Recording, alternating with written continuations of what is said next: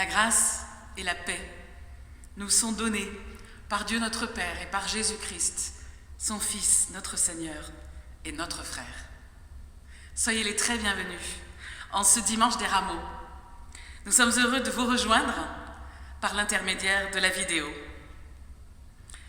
Ce matin, je voudrais commencer par nous rappeler cette promesse, cette confession de foi que l'on trouve dans un psaume. Le Seigneur est mon berger, je ne manquerai de rien.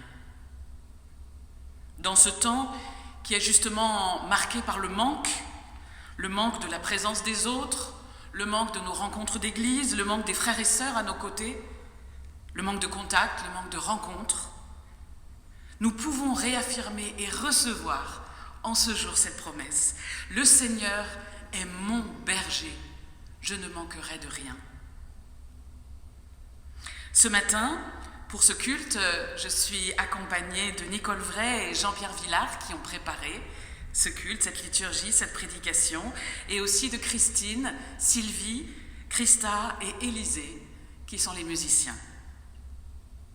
Entrons en ce jour des Rameaux dans la présence de Dieu par la porte de la louange.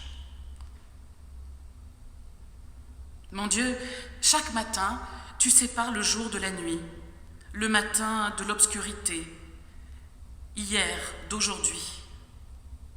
Mon Dieu, chaque matin, tu sépares l'avenir du passé. Tu sépares comme on ouvre une porte entre le dedans et le dehors. Et c'est par là que passe le jour nouveau, le jour d'aujourd'hui. Aujourd'hui, tout recommence, tout est possible. C'est vrai, les visages portent un jour de plus, pourtant ils sont plus neufs qu'hier. Les choses ont vieilli un peu, pourtant elles ont droit à un regard nouveau. Chacun a le droit d'être aujourd'hui, d'être lui-même, d'être elle-même devant toi, Seigneur. Béni sois-tu pour le jour d'aujourd'hui. Amen.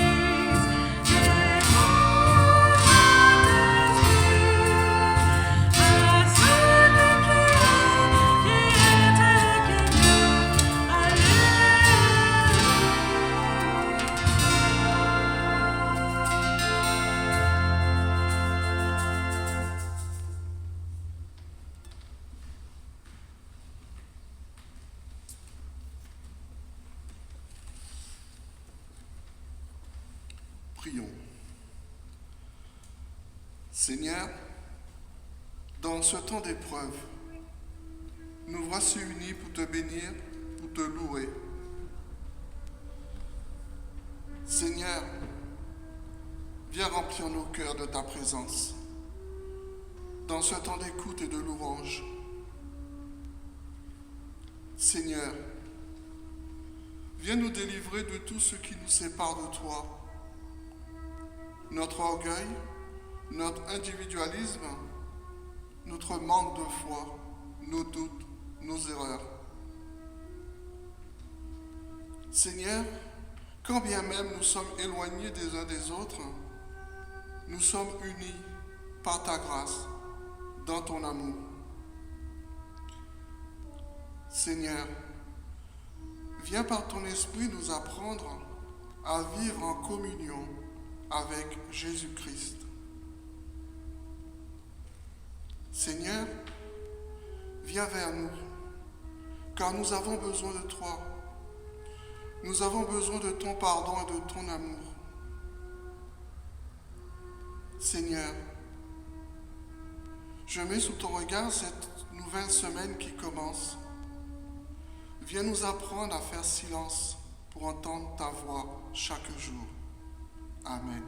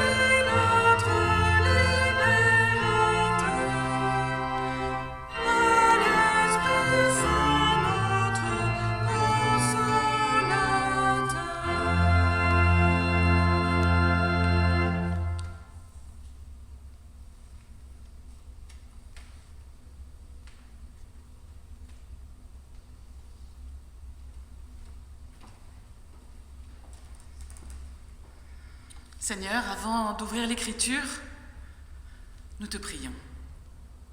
Nous te prions pour que tu viennes à notre rencontre, comme nous te l'avons déjà demandé.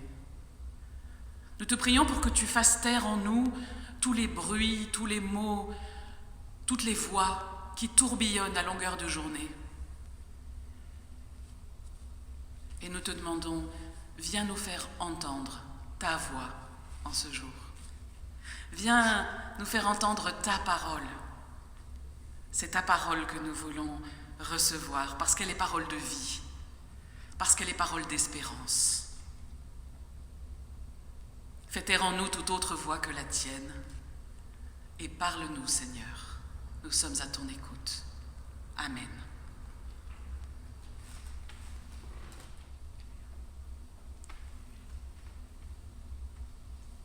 Ce jour des rameaux, voici les 2 lectures bibliques avant d'aller un peu plus loin. La première, d'abord dans Zacharie, chapitre 9, verset 9, je lis. « Sois transporté d'allégresse, Sion la belle, lance des acclamations, Jérusalem la belle. Il est là ton roi, il vient à toi. Il est juste et victorieux, il est pauvre et monté sur un âne, sur un ânon, le petit d'une ânesse. » Et la seconde lecture dans Luc, chapitre 19, versets 29 à 44. Lorsqu'il approcha de Bethphagée et de Béthanie, près du mont dit des Oliviers, Jésus envoya 2 de ses disciples en disant « Allez au village qui est en face. Quand vous y serez entrés, vous trouverez un ânon attaché, sur lequel aucun homme ne s'est jamais assis. Détachez-le et amenez-le. Si quelqu'un vous demande « Pourquoi le détachez-vous » vous lui direz « Le Seigneur en a besoin. » Ceux qui avaient été envoyés s'en allèrent et trouvèrent les choses comme il leur avait dit. Comme ils détachaient l'ânon, ses maîtres leur dirent « Pourquoi détachez-vous l'ânon » Ils répondirent « Le Seigneur en a besoin. » Et ils l'amenèrent à Jésus. Puis ils jetèrent leurs vêtements sur l'ânon et firent monter Jésus. À mesure qu'il avançait, les gens étendaient leurs vêtements sur le chemin. Il approchait déjà de la descente du mont des Oliviers lorsque toute la multitude des disciples, tout joyeux, se mirent à louer Dieu à pleine voix pour tous les miracles qu'ils avaient vus. Ils disaient « Béni soit celui qui vient, le roi au nom du Seigneur, paix dans le ciel et gloire dans les lieux très hauts. » Quelques pharisiens du milieu de la foule lui dirent « Maître, rabroue tes disciples !» Il répondit « Je vous le dis, si eux se taisent, ce sont les pierres qui crieront. » Quand approchant, il vit la ville, donc Jérusalem, Jésus pleura sur elle en disant « Si toi aussi tu avais su en ce jour comment trouver la paix, mais maintenant cela t'est caché. Car des jours viendront sur toi où tes ennemis t'entoureront de palissades, t'encercleront et te presseront de toutes parts. Ils t'écraseront, toi et tes enfants, au milieu de toi, et ils ne laisseront pas en toi pierre sur pierre, parce que tu n'as pas reconnu le temps de l'intervention divine. »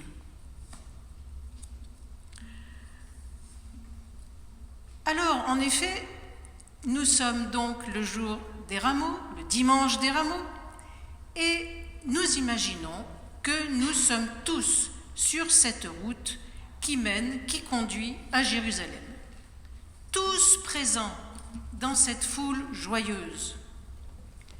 Nous sommes ainsi tous ensemble ce jour-là, et selon les quelques différences entre ce récit de Luc et ceux des trois autres évangélistes, Matthieu, Marc et Jean, imaginons, nous mettons nos manteaux et nos vestes sous les pas de Jésus. Nous côtoyons toute cette foule bigarrée, les anciens miraculés, les vrais pauvres et les faux mendiants, comme dans une cour des miracles. Mais nous côtoyons aussi des pharisiens, des Romains, des badauds, des curieux, et même ceux qui ne comprennent rien. Tout le monde se réjouit, car pour tous, il arrive enfin, le Sauveur tant attendu. Pour les uns, le Seigneur, pour les autres, un roi qui doit les libérer du joug de l'envahisseur. Tout le monde est dans la joie ce jour-là, comme dans une fête de famille ou dans une trêve ponctuelle, les conflits familiaux sont oubliés. Mais ne nous leurrons pas, cette fête ne va durer que ce jour-là, car en effet, c'est bien la fête du ici et maintenant. Une fête sans anticipation ni réflexion. La fête d'un jour, voire de quelques heures. Une fête sincère sans doute, mais bien éphémère. Et nous,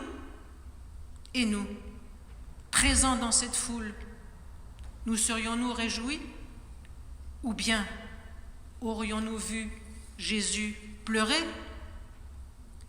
Car Jésus, le roi de la fête, paradoxalement, arrivant aux portes de Jérusalem, a pleuré. Plusieurs textes du Nouveau Testament révèlent les sentiments de Jésus, le montrent attentif ou affectueux, mais ici il pleure, pour la seconde fois. La première fois, souvenez-vous, étant devant son ami Lazare mort. Et pourtant, Jésus avait joué le jeu. Il avait préparé lui-même sa venue dans la ville sainte. Il avait accepté les acclamations, les hosannas, les rameaux. Il avait défendu ses disciples contre les pharisiens. Mais Jésus n'est pas dupe. Il sait ce que réserveront les jours suivants et cependant, il n'a pas voulu ternir la fête. Il a peut-être eu un dernier espoir d'être compris.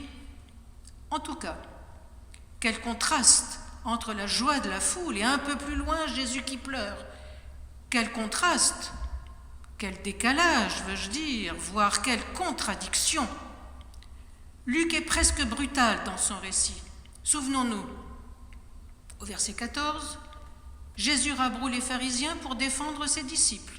Et au verset 41, nous lisons « Jésus pleure sur Jérusalem qui n'avait pas reconnu le temps de l'intervention divine. » À cet instant, Jésus semble s'être détaché de la foule comme s'il était seul. En vérité, Jésus s'est déjà plusieurs fois éloigné des foules. Il les a déjà évitées, voire fui. Car sans doute connaît-il bien la foule et son mécanisme. La foule qui cultive l'émotion immédiate, le manque de réflexion. La foule de ceux qui traversent les régimes, qui seront les ventres mous et les dos ronds, qui se tairont et attendront. La foule effrayante de ces anonymes qui ne sont forts que par leur nombre et par leur bruit. La foule faite pour impressionner, bien sûr, la foule versatile qui, depuis des millénaires, brûle le lendemain ce qu'elle a adoré la veille. Or, la foule est précisément tout le contraire de l'individu. Et Jésus s'est toujours adressé à des individus. Depuis ses disciples, qu'il a appelés un par son nom, en lui donnant par la même personnalité et existence, jusqu'à ceux qu'il respectait, comme la femme adultère ou comme la pauvre veuve qui ne donnait que ce qu'elle pouvait, ses derniers sous, toute sa fortune, et tant d'autres qui le suppliaient et qu'il ne laissait jamais sans réponse. Tous ces individus seront hors des foules, atypiques, jugés au mieux comme originaux, au pire comme dangereux, car ils n'hésiteront précisément pas à résister à la manipulation de la foule menée souvent par un chef charismatique. Individus peu nombreux peut-être, soit, mais agissant jusqu'à être martyrs, quand on se souvient que martyr signifie témoin. Car Jésus, en effet, nous a toujours considérés comme des individus responsables de suivre son enseignement, d'annoncer le royaume par nos actes et notre témoignage. Et Jésus lui-même nous a donné la clé pour ce témoignage. Ici, quand il pleure non pas sur lui, mais sur Jérusalem. Il ne craint pas pour lui-même, il regrette pour les autres. Il pleure sur la ville du témoignage et du sacrifice. Chaque pas qu'il fait le rapproche du sacrifice ultime, du don de soi pour l'autre, l'autre qui n'a peut-être pas encore tout compris, en particulier que tout le temps de son ministère a consisté à annoncer le royaume du Père. Et aujourd'hui, Jésus pleure sur la ville qui n'a pas compris que le royaume annoncé n'est pas de ce monde. Alors, juste une question.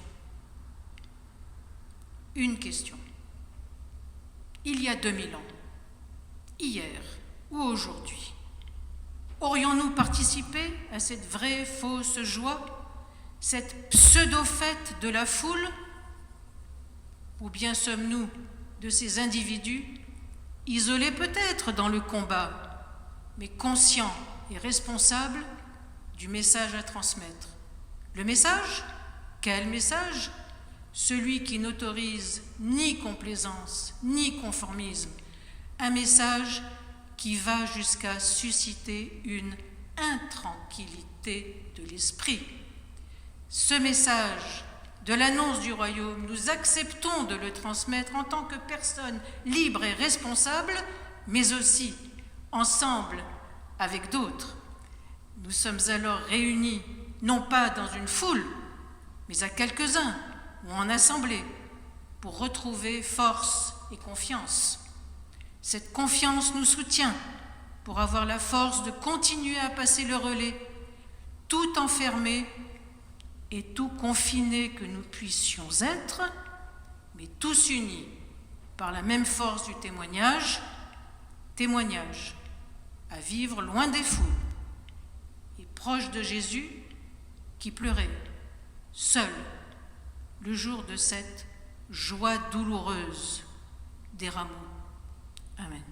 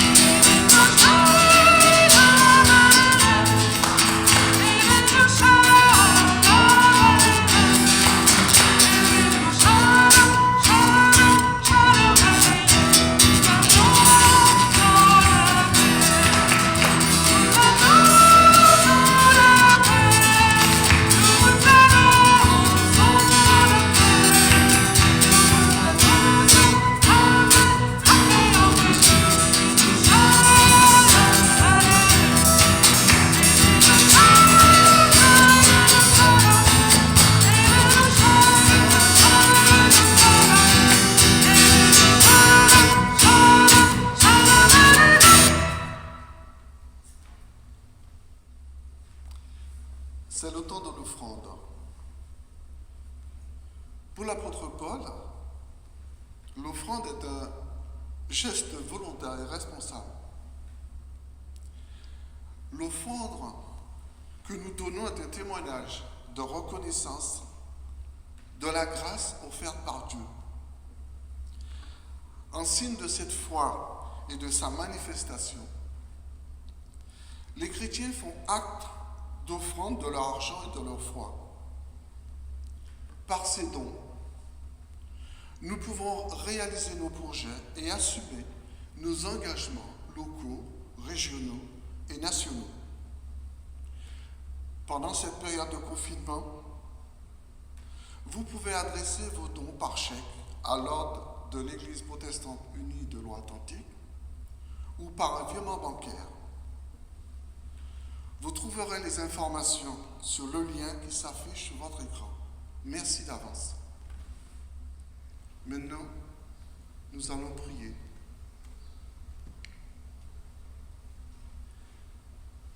Seigneur,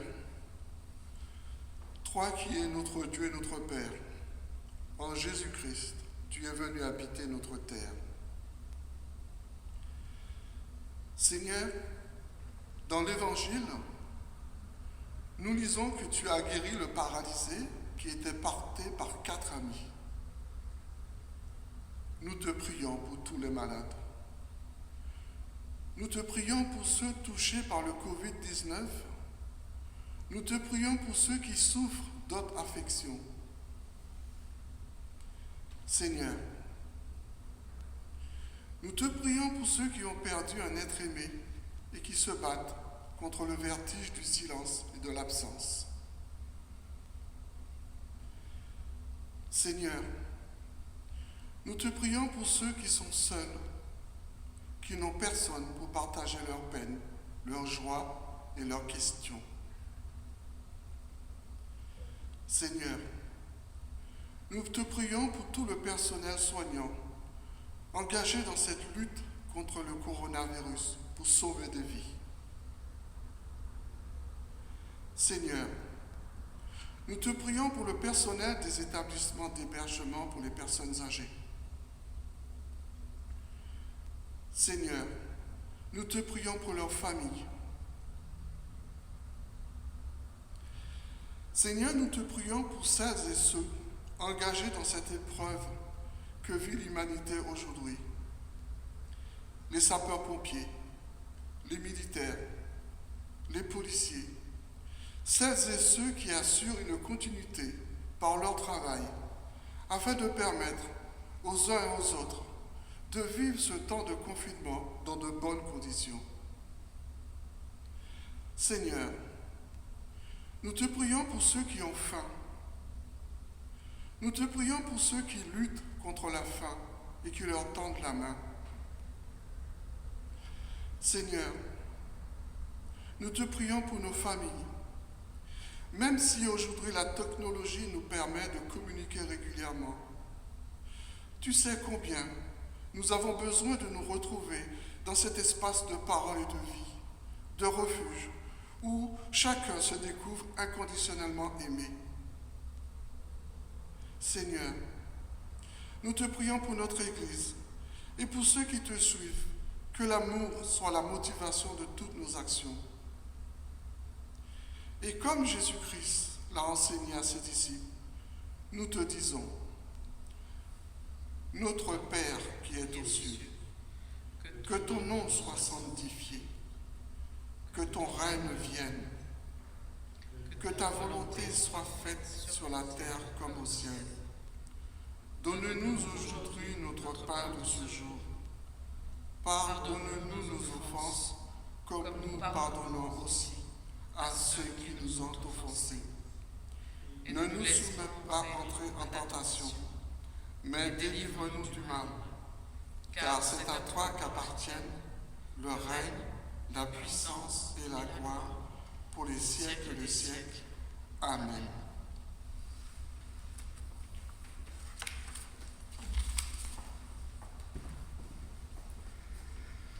En ce jour des rameaux, nous sommes entrés dans cette semaine cette semaine de la Passion qui nous conduit vers Pâques, cette semaine décisive pour tous les chrétiens, cette semaine décisive pour Jésus, le Christ. Que durant cette semaine, nous puissions nous approcher encore davantage de lui. Et recevons la bénédiction de la part de Dieu. Que le Dieu d'amour nous permette de mieux nous comprendre et de mieux nous aimer, afin que d'un même cœur et d'une même voix, nous puissions le glorifier. Que son amour nous conduise, que sa paix nous soutienne, que sa grâce nous accompagne. Dieu nous bénit. Soyons bénédiction pour les autres. Amen.